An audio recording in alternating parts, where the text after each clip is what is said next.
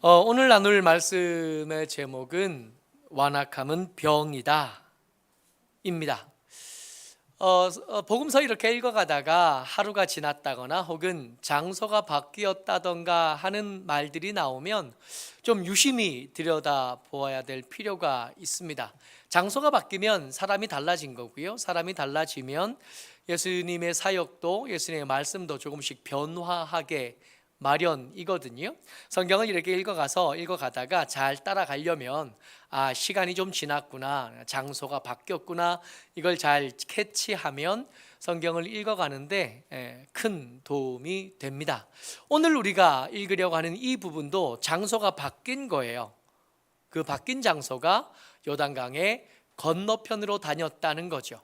요단강 건너편 그러면 마가복음 읽어가고 있으니까 마가복음 앞쪽에 예수님께서 요단강 건너편에 갔을 때 하셨던 일들이 뭐가 있겠나 하고 좀 떠올려 보면 도움이 됩니다.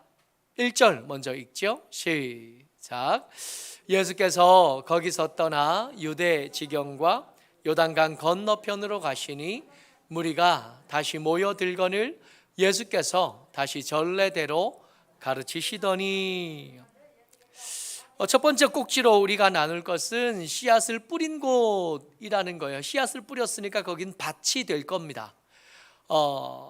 예수님께서 실제로 농사를 짓느냐고 이런저런 씨앗을 뿌리신 것은 아닐 테니까 예수님께서 뿌리신 씨앗은 사람일 거거든요. 언뜻 떠오르는 사람은 군대 귀신 들렸던 사람입니다.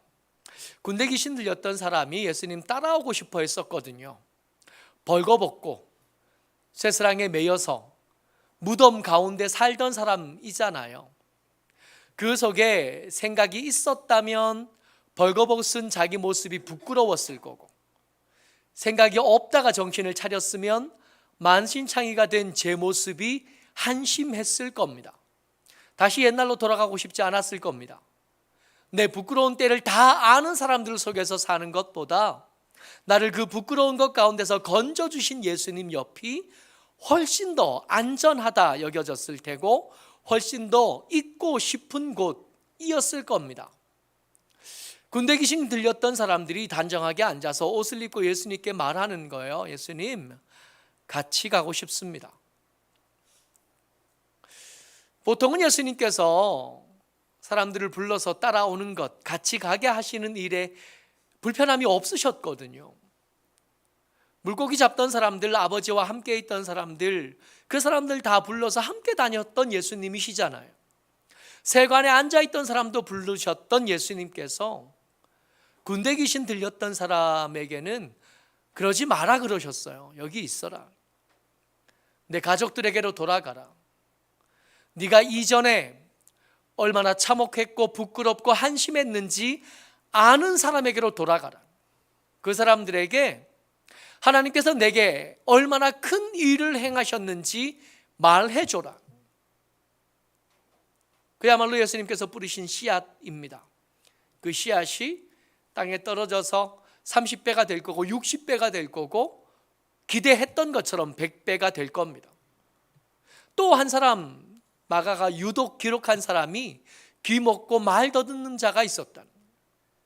예수님이 그 동네 또 오시니까 예수님이 행하시는 그 기적에 대한 사모함이 있으니까 이 사람을 데리고 온 거예요. 예수님께서 이 사람에게, 귀 먹은 그 사람에게, 말 더듬는 그 사람에게 말할 수 있도록, 또 들을 수 있도록, 그리고 그 사람들을 그 자리에 두고 떠나셨던 거예요. 이 사람들을 요단강 건너편에 씨앗처럼 뿌리신 겁니다. 씨앗을 뿌리고 나면 기대하게 마련이거든요. 얼마나 날까. 근데 씨앗을 뿌렸다고 해서 모든 게 다 열매가 되거나 소득이 되는 건 아니잖아요. 어설픈 농사를 짓거든요. 감자를 심었었어요. 또 제대로 된 감자도 아니고 냉장고에 있던 감자, 땅이 한 이만큼 남았거든요. 그래서 냉장고에 있던 감자 이렇게 삐져가지고 이렇게 심었어요. 꽃도 피고 잘 컸거든요. 그냥 궁금한 게 지는 겁니다. 이거 언제 캐면 되냐? 엊그제 밭에 갔더니 그 옆에 있던 우리를 한심한 눈으로 바라보는 농부님들이 오늘쯤 와야 되는데 안 오나 하고 걱정했었대요. 왜 그러냐 하니까 이제 비가 오기 시작하니까 장마가 오기 전에 감자는 캐는 거래요. 장마가 오고 나면 그게 밑에서 다 썩는답니다. 그래서 마침 잘 오셨다고 감자 캐라고. 우리가 이제 감자를 캐지만 캥기는 게 있어요. 감자꽃이 폈을 때 누군가 잘못된 정보를 줘가지고 감자꽃은 따는 게 좋대요. 보는 거 아니고. 가지고 감자꽃 따가지고 꽃다발도 만들어 보고 그랬었거든요. 감자 캤죠. 이게 어설픈 농부를 땅이 불쌍히 여겨주셨어요. 생각보다 굵은 감자가 얼마 안 되는데 캤더니 한 이만큼 됐어요. 너무 신기한 거야. 보물을 찾는 것 같아요. 근데 모든 감자가 다 심었던 모든 감자 쪽이 다 열매를 맺었냐? 그렇지 않아요. 정말 신기한 거 한쪽이 발견돼요. 제가 캤으니까요. 신기한 한쪽이 삐져놓은 그대로 썩지도 않고 그냥 심어놓은 지 한 2달 가까이 됐거든요. 그대로 위에 싹은 났는데 밑에 그 감자 쪽이 그대로 남아있는 거예요. 이게 왜 안 썩었을까도 신기하고, 어떻게 안 썩고 거기에 그대로 남아서 싱싱하게 그렇게 이제 너무 신기한 거예요. 거의 대부분이 열매가 됐는데 거의 대부분이 한쪽 심은 게 3개, 4개의 감자가 됐는데 하나는 그대로 쌩쌩하게 남아서 그냥 땅속에 있어요. 버렸죠. 뭐 휙 던져 밭두렁에 던져놓은. 위대하고 아름다운 열매들이 많이 맺혔을 겁니다. 근데 그 땅에 모두가 다 열매가 됐을까? 예수님이 직접 지은 농사에서도 그렇지는 않은가 봐요. 난데없이 그곳에 누가 등장하냐 하면 시험하려고 덤비는 바리새인이 등장합니다. 근데 이게 왜 난데없는 거다라고 말씀을 드리냐 하면 지금 어디에 왔다고요? 요단강 건너편에 왔습니다. 이 동네는 돼지를 키우는 동네예요. 이방인들이 사는 동네라고요. 바리새인들은 이방인이 사는 동네에 안 삽니다. 바리새인은 이방인이 사는 곳에 함께 서식하지 않아요. 저들의 거주지가 아닙니다. 이방인들을 불편해하고 이방인들을 꺼리는 사람들이에요. 근데 굳이 여기까지 온 거예요. 왜요? 뚜렷하고 분명한 목적을 가지고 시험하려고. 오늘 우리가 나눌 말씀 중에 가장 중요한 꼭지가 이거거든요. 올무와 함정. 이 시험하려는 이 바리새인들이 준비한 게 올무와 함정. 예수님에게 와서 등장하지 않을 것 같은 장소에 굳이 예수님을 따라 여기까지 와서 예수님께 질문을 합니다. 물론 궁금해서 묻는 게 아니라 뭔가 새로운 정보를 알아야겠어서 묻는 게 아니라 예수님을 곤란하게 하려고, 예수님을 빠뜨리려고, 예수님이 거기 빠지면 뭔가 거기서 이득을 얻으려는 속셈을 가지고 찾아온 겁니다. 10장 2절 말씀인데 제가 1절이라고 했네요. 2절입니다. 10장 2절 같이 읽어요. 시작. 바리새인들이 예수께 나와 그를 시험하여 묻되 사람이 아내를 버리는 것이 옳으니까. 아멘. 별로 대단한 말도 아니고 그렇게 고민해서 알만한 말도 아닌데 이게 무슨 그렇게 큰 시험이 되겠나, 올무가 되겠나 하지만 이야기하는 장소가 중요해요. 지금 여기가 어디라고요? 요단강 건너편입니다. 요단강 건너편을 다스리는 사람이 누구냐 하면 헤롯 안티파스예요. 그 사람이요, 세례 요한의 목을 뱉던 사람. 세례 요한이 이 안티파스에게 찾아가서 말했었잖아요. 내 동생의 아내를 취하여 마누라를 삼은 건 잘못된 거다. 그 말이 듣기 싫어서 이 세례 요한이 보통 사람이 아니라 하나님의 선지자라는 것을 알면서도 감옥에 가두었다가 이 사람을 존중하고 존경하면서도 그 딸의 이야기를 듣고 목베어서 쟁반에 담았던 사람이 헤롯 안티파스입니다. 세례요한을 왜 죽였다고요? 동생의 아내와 결혼한 것을 지적한 것 때문에 세례요한이 죽은 거예요. 지금 예수님께서 계시는 땅이 그 헤롯 안티파스가 다스리고 있는 땅입니다. 그러니까 예수님께서 지금 뭔가 대답을 하면 그 대답이 헤롯 안티파스를 거스르게 되고 어쩌면 세례 요한이 걸었던 길을 반복해서 걷게 될 가능성이 높아지는 거예요. 이 바리새인의 말에는 속셈이 있어요. 그 말에 숨긴 의도와 겉으로 드러나지 않는 악의가 그 말에 가득합니다. 그래서 이 바리새인들과 대화할 때는 신경 써야 돼요. 깨어 있어야 됩니다. 깨어 있다가 혹시 내가 이 말에 이렇게 대답하면 저렇게 되지 않을까 고민해 봐야 되는, 혹시 내가 이 말에 저렇게 반응하면 혹시 다른 엉뚱한 일이 생기지 않을까 고민해야 돼요. 그래서 이 사람과 함께 있을 때는 조심해야 돼요. 말 조심해야 돼요. 대답 조심해야 돼요. 기대하는 게 있어요. 만약에 사람이 아내를 버리는 것이 옳다 그러면 세례 요한은 괜히 죽은 게 됩니다. 세례 요한의 죽음은 의미 없는 죽음이 되는, 만약에 그러다 하면, 잘못된 거다 하면 헤롯 안티파스가 찾아오게 될지도 모르는 일인 거예요. 예수님께서 대답하셔야 됩니다. 우리에게는 이 문제가 생각보다 복잡한 문제고 어떻게 대답해야 올무에 걸리지 않겠나, 함정에 빠지지 않겠나 고민해야 될 문제이지만 예수님에게는 그렇게 심각한 문제가 아니게 되는 겁니다. 그쯤이야. 예수님은 뭔 말을 들어도 그 말을 소화하실 만한 능력과 너그러움과 지혜가 있는 분이셨거든요. 10장 2절 다시 한번 읽어봅니다. 시작. 바리새인들이 예수께 나와 그를 시험하여 묻되 사람이 아내를 버리는 것이 옳으니까. 이 바리새인들의 이 말의 근거가 신명기에 등장해요. 신명기 24장 1절에 보면 사람이 아내를 맞이하여 데려온 후에 그에게 수치되는 일이 있음을 발견하고 그를 기뻐하지 아니하면 이혼 증서를 써서 그의 손에 주고 그를 자기 집에 내보낼 것이요. 신명기에 써 있는 말씀입니다. 그러니까 이혼의 가능성을 요만큼 열어두는 거예요. 그러니까 이혼을 하라는 얘기가 아니라 남자들이 힘 없는 여자를 아내로 데리고 와서 이런 핑계 저런 핑계를 들어서 여자를 함부로 버리는 일이 너무 흔했던 겁니다. 언제부터요? 출애굽할 때부터 그랬대요. 아니 어쩌면 그때니까 더 했는지도 모르겠습니다.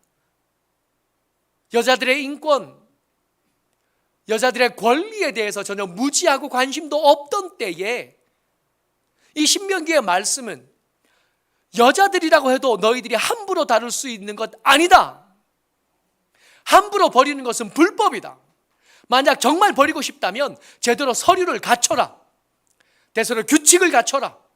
제대로 조건을 갖추고 지킨 다음에 함부로 버리지 말고 어디로? 그의 친정으로 보내라. 함부로 아무데나 보내서 저가 비참한 지경이 되지 않도록 해라. 그러니까 이것은 적극적인 허용이 아니라 최소한의 금지에 대한 하나님의 말씀이셨던 겁니다.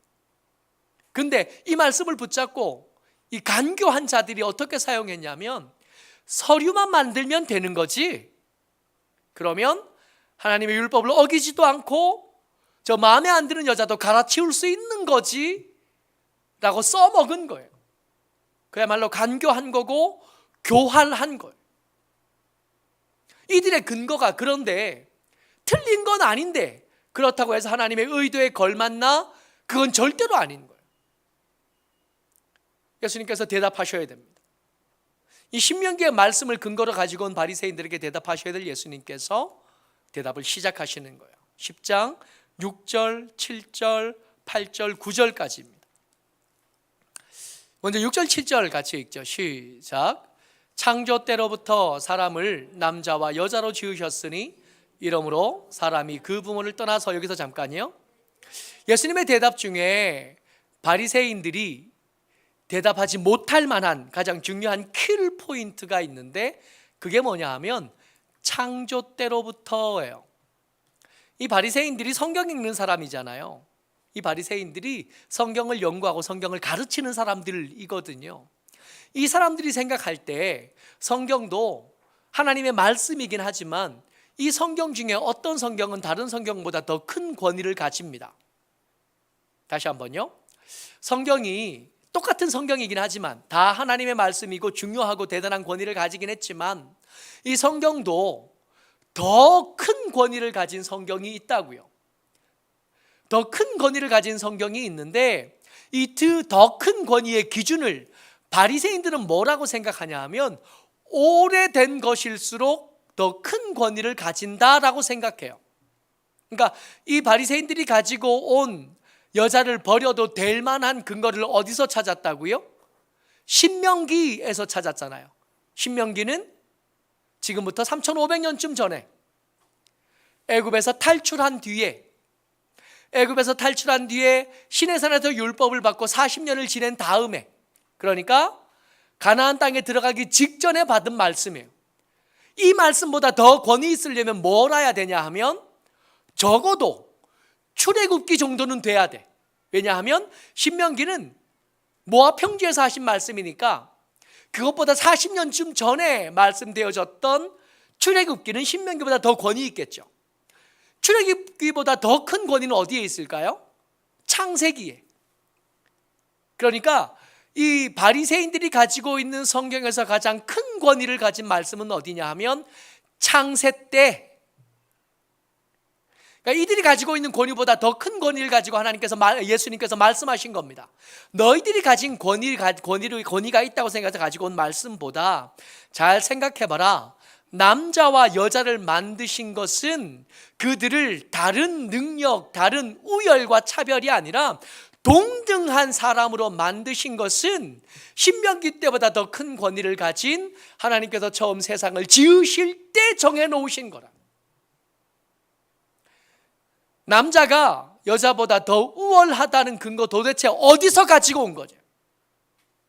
하나님께서 세상을 지으실 때부터 하나님은 사람을 남자와 여자로 차별 없이 동등하게 지었다라고 말씀하시는 거예요.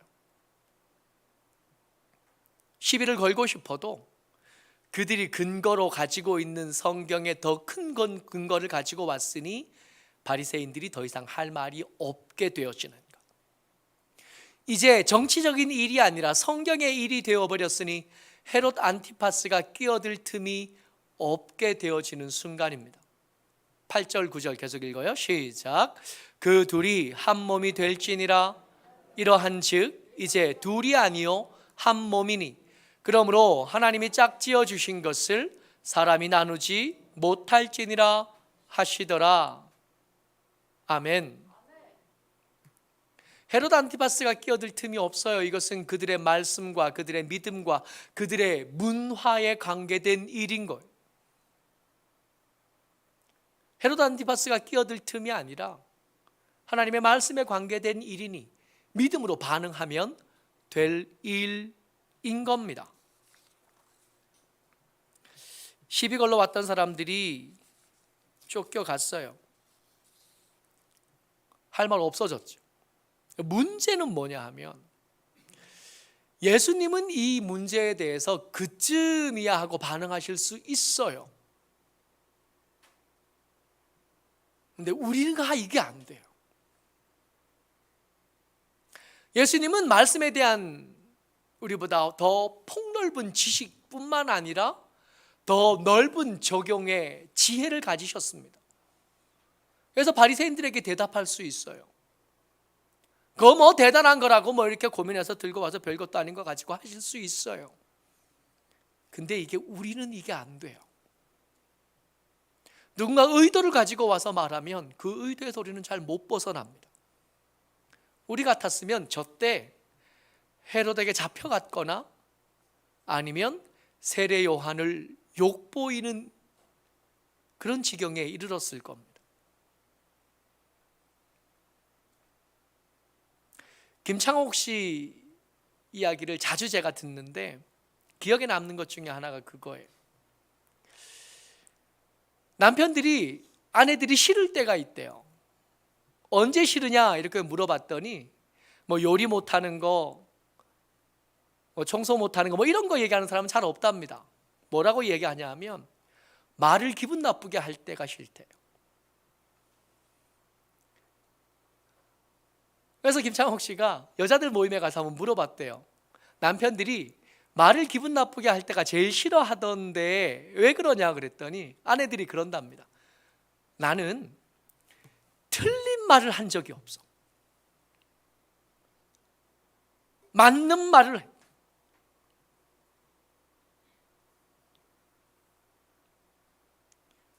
집에까지 가서 맞는 말 들어야 돼요. 세상에 나가면 옳은 말, 바른 말 하는 사람들 참 많아요.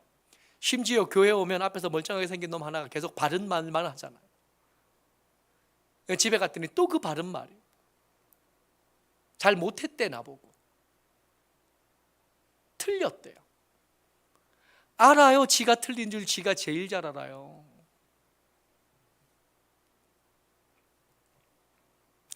우리는 상처가 되는 말을 들으면 저렇게 예수님처럼 능숙하게 벗어나지 못하고 아픕니다. 남자 여자의 문제가 아니라 말을 독하게 하는 사람들 옆에 서면 삶이 힘들어요. 생각합니다. 차라리 혼자 사는 게 낫겠다 하는 생각이 들어요. 우리 그래요. 우리 예수님 같지 않아요. 이렇게 말의 의도를 숨기고 말의 올무를 숨긴 사람들을 향하여 예수님 뭐라고 말씀하시냐면 이건 저들의 완악함 때문이다 그래요. 오늘 설교의 제목이 완악함은 병이다 입니다. 병이에요. 불치병까지는 아닐 수 있어도 난치병인 것은 확실합니다. 안 고쳐져요. 잘 안 고쳐지는 것 같아요.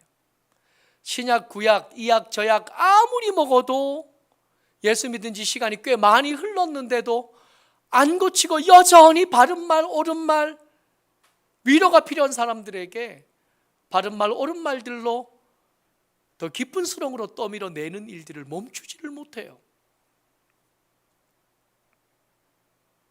그리고 이 사람들은 매번 그렇잖아요. 뒤끝이 없어? 뒤끝은 지들만 없어. 우리는 뒤끝이 남아가지고 힘들어 죽겠는데. 10장 5절 말씀입니다. 같이요. 시작. 예수께서 그들에게 이르시되 너희 마음이 완악함으로 말미암아 이 명령을 기록하였거니와. 아멘. 바리새인들을 향한 예수님의 진단이 너희는 마음이 완악하다 이셨다는 겁니다. 이 완악함이란 단어가 마음의 굳음, 가혹함, 고집이 셈, 마음과 귀가 할례받지 못함. 저놈의 마음은 도무지 바뀌지도 않고 고쳐지지도 않고 배우지도 못해요. 아무리 좋은 건 들려줘도 그 좋은 것들이 그 속에 들어갔다가 나오면 완악함으로 올무를 품고 나와요. 병입니다. 고쳐야 돼요. 근데 설교를 준비하다가 가만히 보니까 우리가 이 마음이 완악함하고 말의 완악함이 있는데 어쩌면 여기 온 여러분들과 저는 한 반쯤은 이미 치료가 진행된 것 같아요. 마음은 안 그래. 저들을 상처 주고 싶어 하지 않아요. 저들을 상처 주고 싶다거나 일부러 저들의 발걸음을 방해하고 싶다거나 일부러 저들을 주저앉히고 싶다거나 바리새인처럼 의도적으로 그 먼 길까지 찾아가서 저를 힘들게 하고 싶지는 않아요. 그 정도까지는 아니야. 근데 아직 말의 완악함이 증상으로 우리 가운데 좀 남아있는 것 같아요. 마음은 아니에요. 마음은 저를 사랑하는 마음들이 있고 주변의 사람들을 사랑해서 그들을 위해서 기도하는 시간이 우리에게 분명히 있거든요. 마음은 괜찮은 사람들.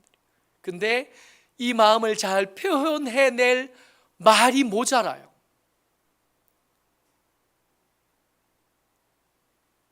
치료되지 않고 연습할 필요가 있습니다. 좋은 말들이 있으면 좀 써요. 외워 좀.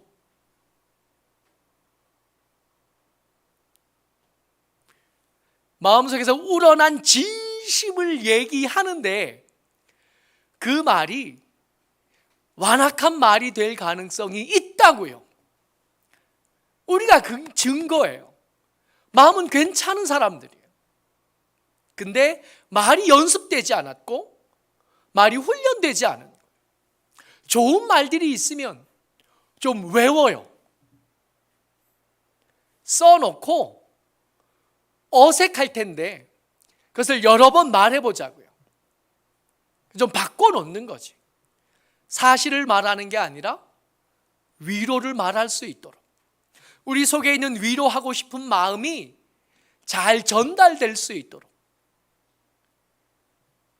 시도 좀 읽고, 맨날 드라마만 보지 말고 드라마를 보더라도 좀 좋은 말들은, 듣고 나서 마음이 따뜻했던 말들은 좀 써서 따라해 보기도 하고,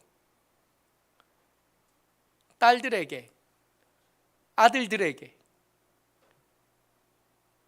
남편들에게, 아내에게 연습을 좀 해보자고요.